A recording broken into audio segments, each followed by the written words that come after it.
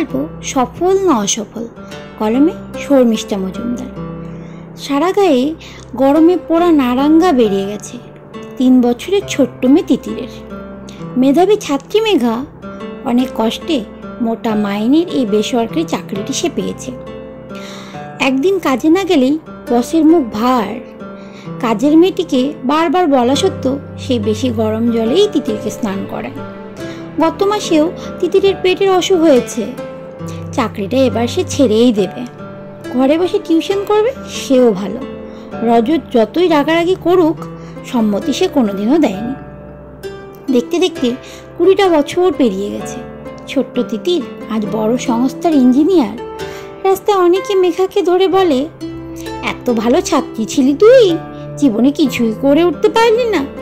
স্বামী সন্তান নিয়ে বিশাল বিত্তশালী না হলেও সবাই বলে তারা সুখী পরিবার। তাহলে মেঘা আজ উত্তর খুঁজে পায় না, সে আসলেই সফল না অসফল। কেমন লাগলো কমেন্টে জানিও প্লিজ।